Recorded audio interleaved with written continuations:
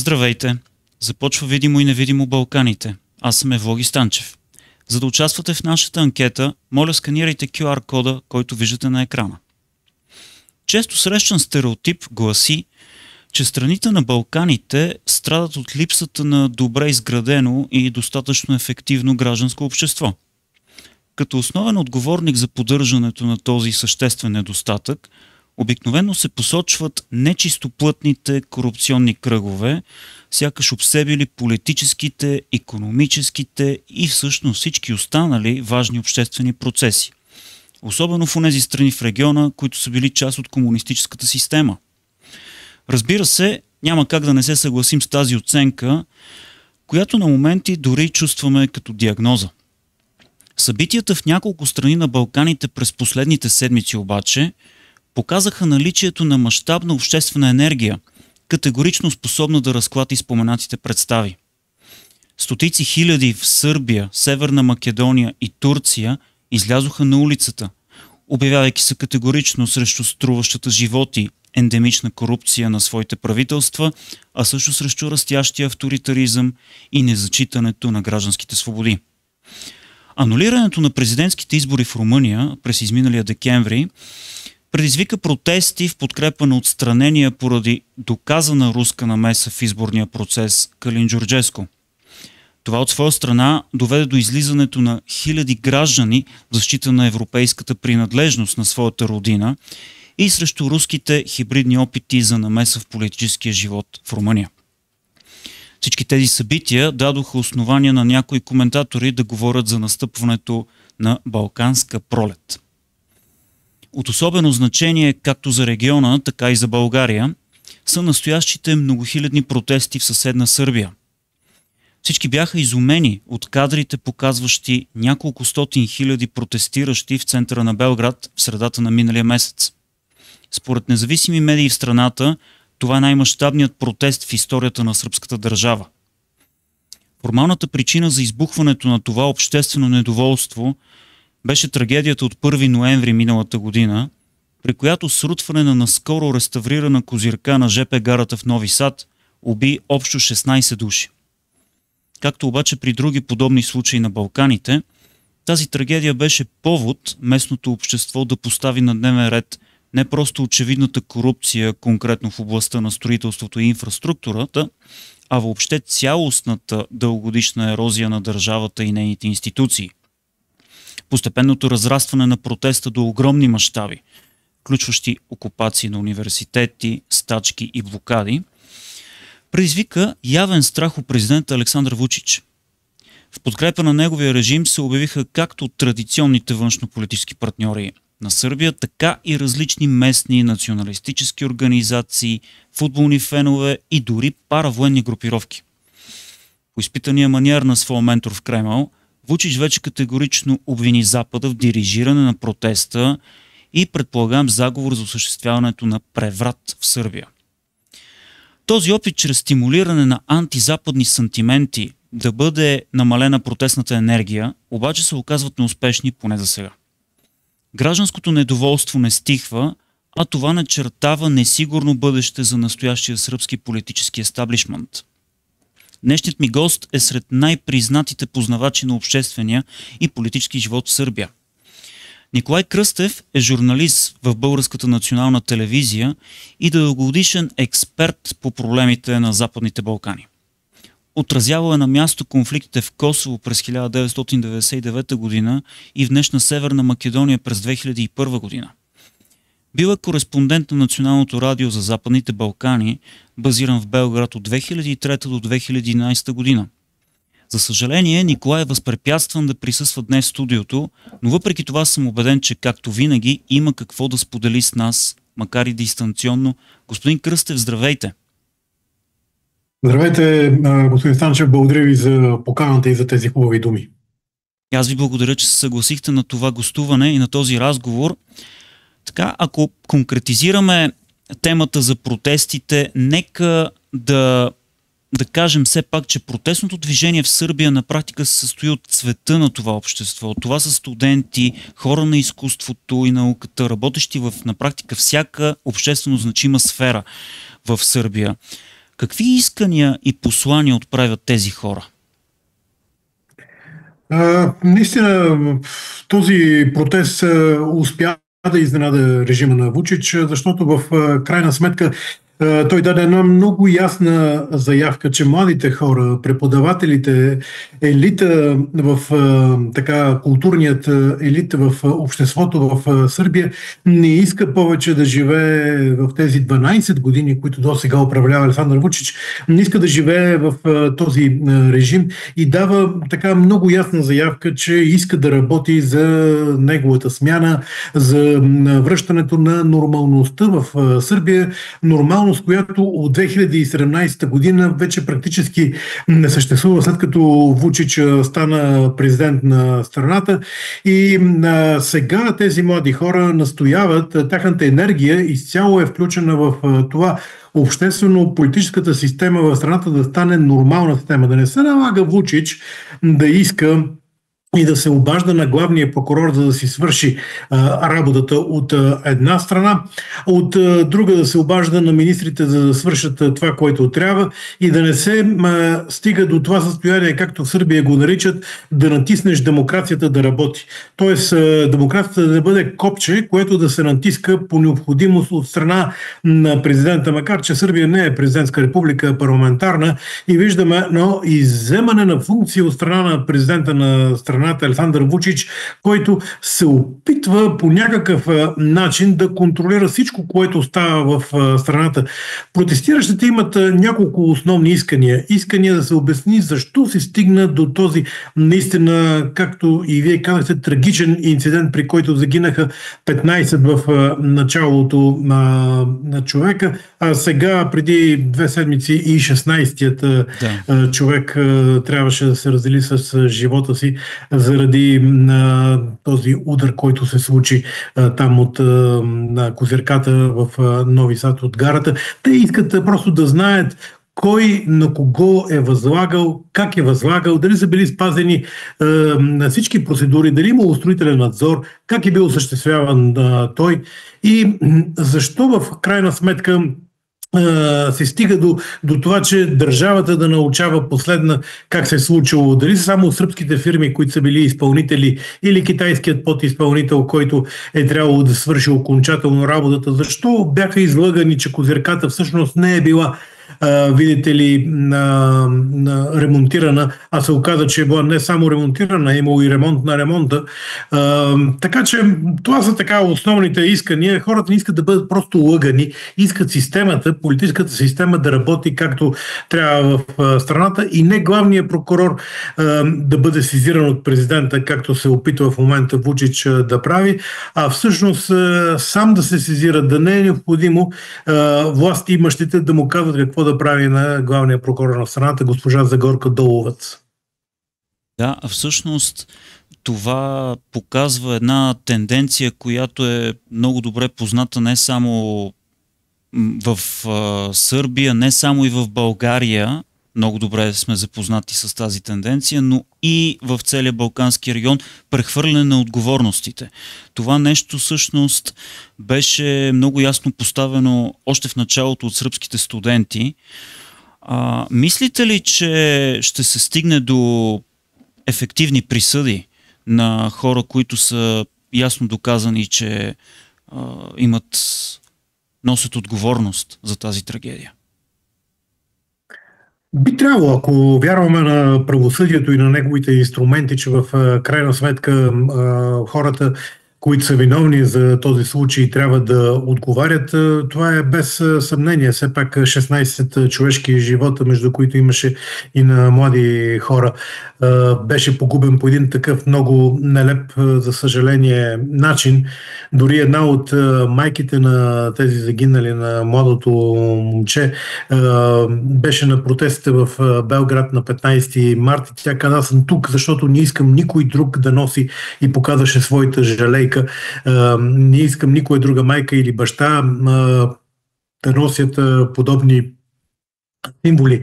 Ето, това е основното и наистина трябва да има някакъв тип правосъдие, което да може да обясни на хората, че не е загубена вярата в правосъдната система в страната, колкото и да изглежда сложна в този момент.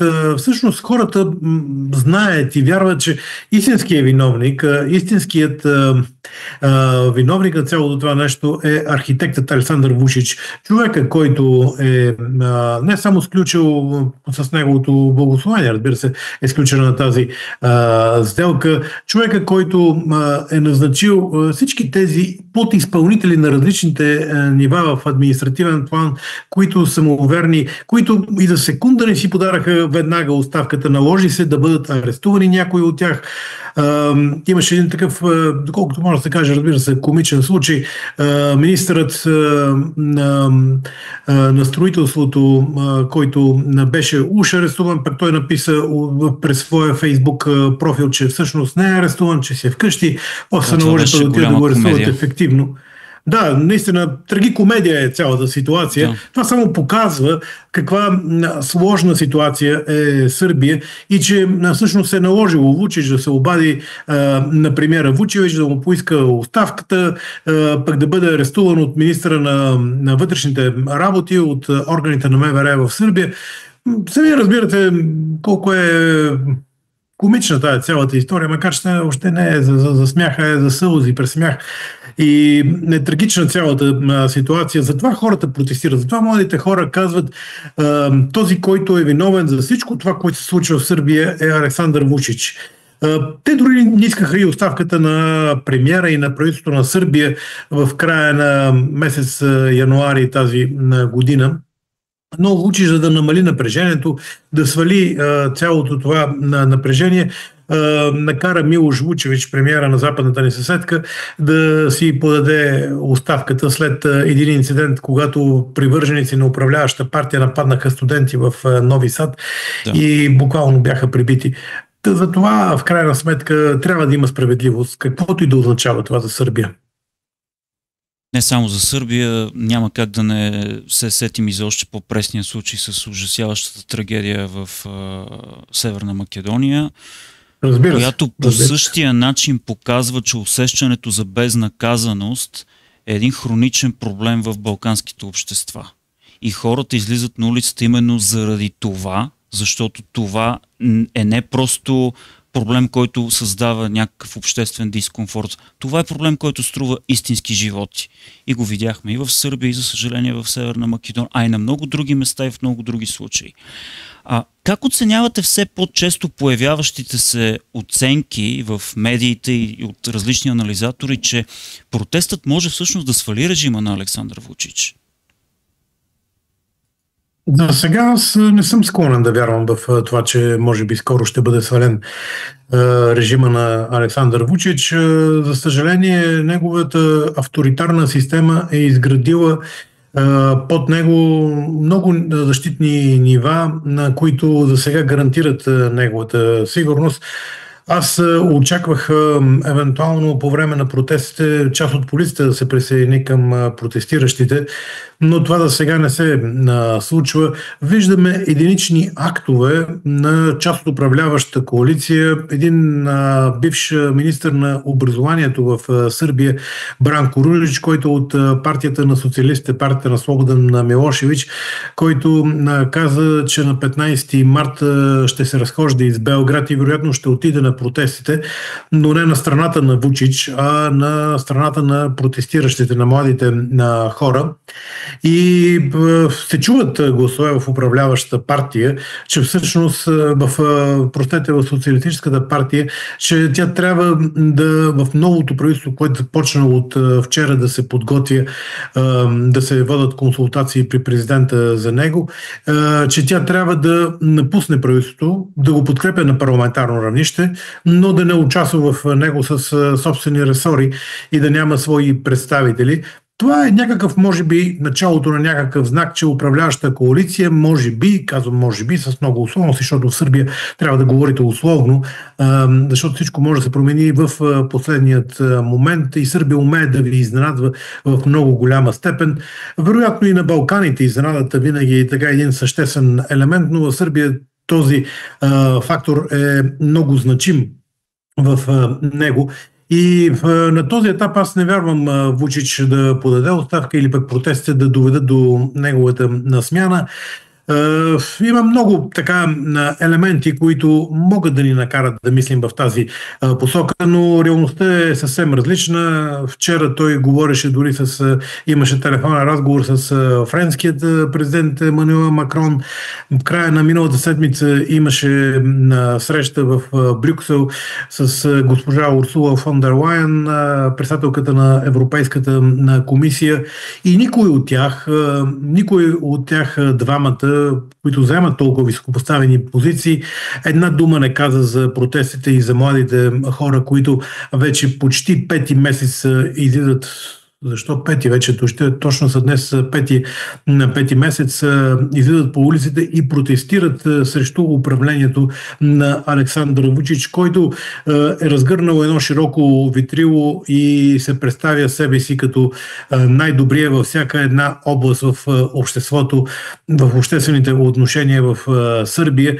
И дори имаше една карикатура на Предраг Коракс, един от най-известните карикатуристи в западната ни съседка, който беше написал, че беше представил полуотворена врата на кабинета на Александър Вучич, на която може да бъде прочетено най-добрия лекар, най-добрия спортист, най-добрия треньор, от всичко най-добрия общо взето. Но и като е най-добрия, тогава защо се стига до протести, защо хората не искат да бъдат управлявани от неговия режим. Но явно, че ситуацията в Сърбия навлиза в период на безтегловност. Утре в сряда тръгват група студенти от Белград и от Нови Сад, които с велосипеди ще стигнат до Страсбург, за да призоват европейските институции да говорят пред тях и да обърнат вниманието им към ставащото в Сърбия, защото видимо за сега Брюксел не обръща внимание, или ако обръща, са много внимателни, много дипломатични, да няма насилие, но не и както беше преди няколко години, когато имаше делегация на Европейският парламент през 2021 или 2022 година, ако не ме лъже паметта, когато делегация на Европейският парламент посредничеше между опозицията и управляващите за провеждането на нови предсрочни парламентарни избори, тъй като опозицията бойкотира тогава тяхното провеждане. Казвам го всичко това и връщам малко назад в времето всички тези процеси, за да обясня, че Европейския съюз трябва да възприема Сърбия и Западните Балкани като едно цяло и като една необходимост за всичко това, което става в нашия регион, защото, както и вие казахте в началото, Русия има особен интерес този регион да бъде разделен, да създаде напрежение в него и да създаде очакване, че Европейския съюз не се интересува от Западните Балкани, не се интересува от Сърбия и така да налее вода в мелницата на пропагандата в Белград, а и тази в Кремъл, разбира се, без никакво съмнение, че тяхното място е както те казват, до братска Русия и тази, която винаги им е помагала и която винаги иска да бъде с тях по исторически причини, които вие не по-зле от мен познавате като професионален историк. Всъщност, вие много точно обърнахте внимание на външно-политически аспект на тези събития в Сърбия. Европейския съюз, както и вие казахте, е подчертано предпазлив в отношението си към протестното движение. От друга страна, би било абсолютно наивно да смятаме, че отношението на улицата в Сърбия към дисфункциите на сръбската държава би променило радикално традиционно проруските сантименти на сръбското общество, за които и вие казахте. В този смисъл, възможно ли е все пак този протест до някаква степен да разклати този образ на Сърбия като най-верния съюзник на Путин на Балканите и дори по някакъв начин и геополитическата ориентация на Сърбия да не е вече толкова категорична, да се види, че има и други възможни пътища? Какво е вашето мнение? Истината е, че протестиращите на улиците са не само младите хора, не само техните преподаватели от университетите, от гимназиите. Ветрилото е много широко отворено в Сърбия на протестите. Може да видите и хора, които са с така прокремълски възгледи, които също са недоволни от управлението на Александър Вучич. Тук има един дисонанс, който вероятно може би ще обърка вашите зрители, но немалка част от протестиращите са именно такива, които носят руски знамена. На протестите няма да видите обаче европейски знамена, няма да видите и знамето на Европейския съюз, но руското знаме ще го видите, както може би и знамето на Беларус, което е наистина много така заслужаващо анализ и плашещо от друга страна. Но затова ви казвам, въобще протестите през последните години в Сърбия, макар че тези са най-масовите, но от 2019 година в Сърбия има непрекъснато протести заради управлението на Александър Вучич и малко преди това. Всъщност трябва да се каже, че от една страна Русия защитава Александър Вучич, но от друга страна пък нейните по-крайни привърженици са на улиците в Белград. Вие добре познавате професионално Русия. Знаете, че Русия играе не една, на няколко карти в даден регион, особено пък тук на Балканите, така че никога да не бъде в губеща позиция. Тук това е много важно да бъде споменато, защото в Сърбия обществото е заразено с руският национализъм и с руския проект Сръбски свят на Балканите. Да. Вие познавате тези процеси, но ми се иска само да кажа, че в този смисъл всъщност Русия прави много категорични крачки, за да дестабилизира на Балканите, да направи проблеми в нашият регион и да отвори своеобразен втори фронт. Те не случайно винаги са говорили, че могат да използват казуса с Косово, за да отворят въпроса в източна Украйна с двата украински региона, Донецки и Луганск, с Крим, разбира се, макар че няма нищо общо едната с другата логика. Процесите бяха различни в исторически и в обществен план. Босна и Херцеговина, без съмнение. Но аз не вярвам, че в момента образът на Александър Вучич може да бъде разклатен. Неговото управление направи така, че днес младите хора да не вярват в европейските ценности, да не вярват в Европа в голямата си степен. Да, хората искат промяна. Според едно от последните проучвания, близо 60 и няколко процента са против управлението на Александър Вучич и едва 40 са в негова подкрепа, но това не означава, че тези резултати могат да бъдат прехвърлени автоматично при едни избори. Затова опозицията предлага да има преходно правителство на националното доверие, което в рамките на 9-10 месеца да организира истински избори, а не такива, които системата на Вучич може да направи. Ще ви припомня само един факт. Когато отразявах в края на 2023 година предсрочните парламентарни и местни избори в страната, тогава Вучич докара в Белград босненски сърби да гласуват в местният вод, без да имат, разбира се, местна регистрация. Това какво ви говори? Че на всяка цена на него му трябва Белград, на него му трябват големите градове, за да може да организира сръбското председателство на Експо 2027, което предвижда един голям корупционен проект, по мнението на много местни анализатори, който ще стигне до, може би, 10-12 милиарда евро, заради това, че ще бъде съборен на Белградския панаир, знакова сграда и още много други знакови места в Белград, да бъдат построени нови сгради. И сигурно те ще бъдат построени по начина, по който беше ремонтирана и гарата в Нови Сад, в Войводина.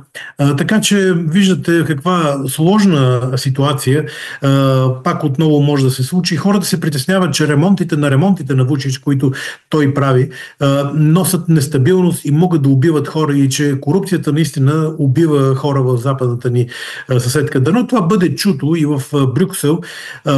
Всъщност в в Брюксел ми се струва, че правят една немалка грешка, вярвайки, че Вучич е човека, който може да реши косовския въпрос на Балканите, че може да развърши косовския възел и да постигне трайно решение на въпроса, но истината е съвсем различна, че Вучич спекулира с тези страхове на европейците, че се опитва през тях да създаде по свой начин зависимости на Европейският съюз и да каже, вие сте виновни, че пред 99-та година ни бомбардирахте. Истината е, че не Европейския съюз бомбардира Сърбия, а НАТО. И това беше една ограничена военна операция на територията на бившата съюзна република Югославия, след като тя се отказа всъщност в крайна сметка да не изпълни предложенията, които бяха от преговорите в Рамбуе, френския замък, край френската столица на Париж. Всъщност, тогава Милошевич имаше възможността да предотврати подобно развитие на събитията в Косово и да няма нито един загинал.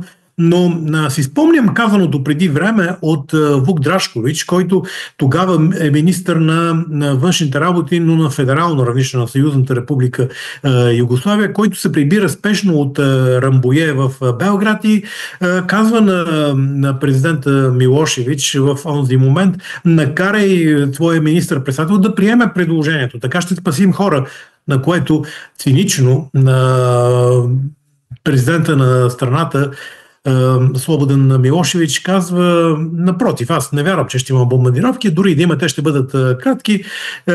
И това, казва той, което мисля, че е важно за вашата аудитория да го чуе, това ще засили отношението на сърбите към Русия и към руснаците като спасител и един ден ние ще се присъединим към тяхната федерация. Сам разбирате, и вашата аудитория вече предполагам разбира ясно, каква е била целта още на Слободан Милошевич през 1999 година да започне да придвижва Сърбия към Русия и към общата държава между Русия и Беларус. Ето това е и ОДКБ, разбира се, другият военния съюз на постсъветското пространство. Ето това и това са истинските виновници. Затова днес да няма силни евроинтеграционни процеси в Сърбия, защото управлението на Вучич е онова, което спира това, разбира се, много по-перфидно, не толкова глупаво, колкото на Слободан Милошевич, но така или иначе целта е една и тя е добре изпълнима. Да, проектът е същия. Президента Вучич е много добър ученик в преки и в преносния смисъл, както на Слободан Милошевич, така и на лидерът на радикалите.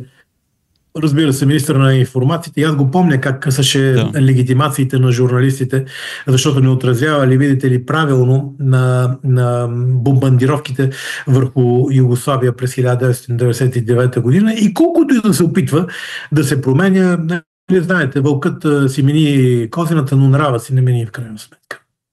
Точно така. Това е дългогодишен проект, както вие казвате, и всъщност настоящата ситуация в Сърбия ще покаже това какви отражения ще има върху този проект, върху приближаването на Сърбия към руския свят и още по-тесните зависимости от Русия, но от друга страна дали пък Сърбия и нейното общество ще имат възможност за друг път. Предстои да видим. Благодаря ви много за този разговор, господин Кръстев. Това беше всичко за днес. Благодаря. Това беше всичко за днес във Видимо и невидимо Балканите. Благодаря ви, че бяхме заедно. Очаквайте новите издания на Видимо и невидимо всяка делнична вечер. Не забравяйте да харесате и да се абонирате за канала ни в YouTube, както и да споделите видеото във Facebook. Можете да ни гледате по национална телевизия ВНТ, национална телевизия СКАТ, канал 6 Сливен, телевизия Стара Загора, канал Фокус Севлиево, Пловдивската обществена телевизия Тракия, ТВ Видеосат Велико Търново, КИС 13 Русе и БАЦ ТВ Петрич. До следващата ни среща, приятели!